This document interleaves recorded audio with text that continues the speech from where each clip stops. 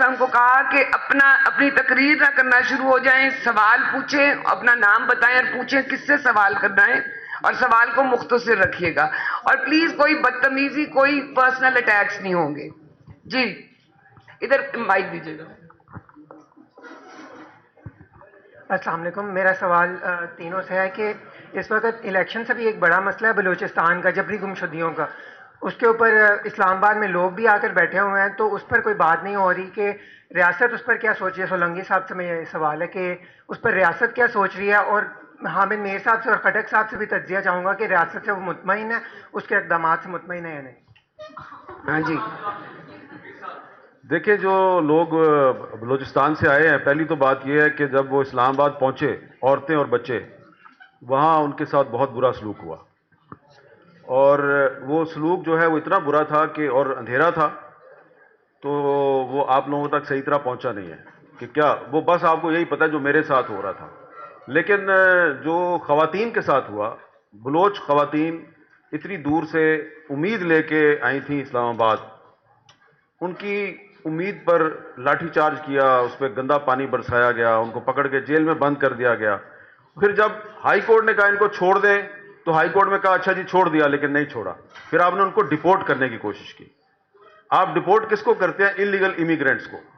تو مجھے یہ کہتے ہوئے بڑا افسوس ہوتا ہے کہ اسلام آباد کی پولیس نے جس کے کہنے پہ بھی ان کو اس دن ڈیپورٹ کرنے کی کوشش کی، اس نے دراصل بلوچوں کو یہ پیغام دیا کہ بلوچستان ایک علیحدہ ملک ہے، اور آپ نے اگر اسلام آباد آنا ہے تو آپ کو آئی جی اسلام آباد سے ویزا لے کے آنا چاہیے، کیونکہ آئی جی اسلام آباد جو ہے وہ اس وقت حاکم شہر بنا ہوا تھا.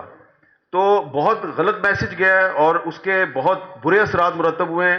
لیکن ایک پازیٹو اس کا اسپیکٹ یہ ہے کہ پھر جب انہوں نے وہاں پہ اپنا ایک کیمپ لگا لیا، تو اس کے بعد جو لوکل پاپولیشن ہے پنڈی کی، اسلام آباد کی، آس پاس کے شہروں سے لوگ خیبر پختونخوا سے وہ ان کے پاس آنا شروع ہو گئے. انہوں نے ان کے ساتھ بات چیت شروع کی، ان کی مدد کرنے کی کوشش کی.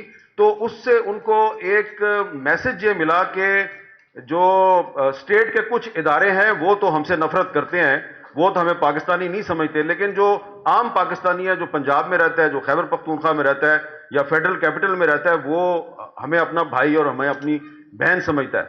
تو لیکن جو نیگیٹو اثرات ہیں وہ زیادہ ہیں. اس کی وجہ یہ ہے کہ میں نے بہت سی جو بوڑھی خواتین ہیں جن کو اردو بھی نہیں بولنی آتی، میں نے ان سے بڑی تفصیلی بات کی ہے، وہ ان کے دل ٹوٹ گئے ہیں. اور ایک بات میں اور یہاں پہ، کیونکہ خواتین زیادہ ہیں، میں آپ کو یہ بتانا چاہتا ہوں کہ یہ کوئی بات آپ کو نہیں بتائے گا، اس وقت بلوچستان کا جو مرد ہے وہ اتنا ریڈیکلائز نہیں ہے.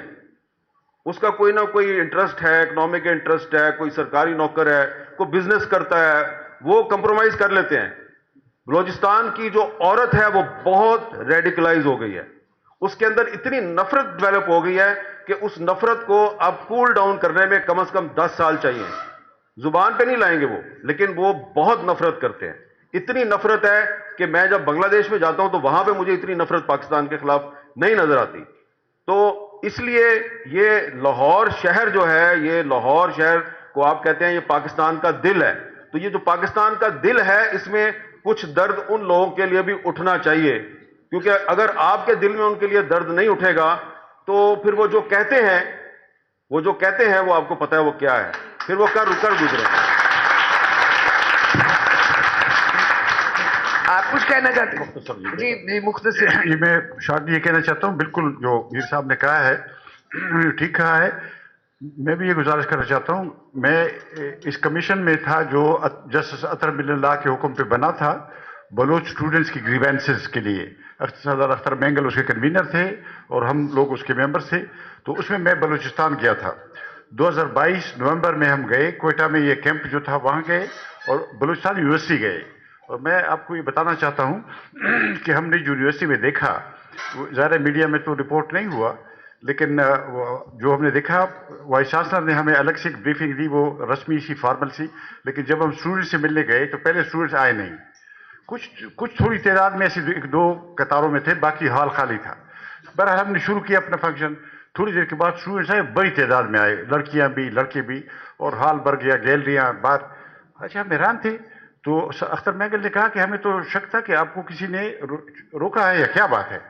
تو وہاں جو مقامی سینیٹر تھے کامران مرتضیٰ جو کوئٹہ کے ہیں، انہوں نے کہا سردار صاحب آپ نے غور نہیں کیا، یہ بچے دور کھڑے تھے, آ نہیں رہے تھے. یہ اس بات کا انتظار, ان کو پتا تھا کہ پہلے تلاوت ہوگی, پھر قومی ترانہ ہوگا, اس کے بعد ایجنڈا شروع ہوگا. یہ قومی ترانہ پڑھنا نہیں چاہتے تھے. ہزاروں بلوچ لڑکے لڑکیاں, یعنی یہ آپ جو بات کریں نا, میں اس کی تائید میں کہنا چاہتا ہوں کہ یہ اتنی گہری یہ نفرت ہو گئی. اگلے دن گورنر ہاؤس میں میٹنگ تھی, میں نے وہاں یہ کہا, میں نے کل بلوچستان یونیورسٹی میں وہ دیکھا جو ڈھاکہ یونیورسٹی میں قطر میں نے دیکھا تھا, اور میں نے ان سے کہا کہ آپ آج اگر آپ اس کا نوٹس نہیں لیں گے تو آپ کیا کسی سارا دسمبر کا انتظار کریں گے؟ کیا یہ وقت نہیں ہے کہ آپ آج کہیں کہ یہ غلط ہو رہا ہے؟ جبری گمشدگی جو ہے وہ بیسیکلی ریاستی دہشت گردی ہے. جو لوگ اس میں ملوث ہیں ان کو پکڑنا چاہیے, ان کو سزا دینی چاہیے, لیکن ان کے بارے میں جب بل آ جاتا ہے وہ ہاؤس میں گم ہو جاتا ہے. لیکن یہ ماننے والی بات ہے, پارلیمنٹ میں قانون گم کیسے ہو سکتا ہے؟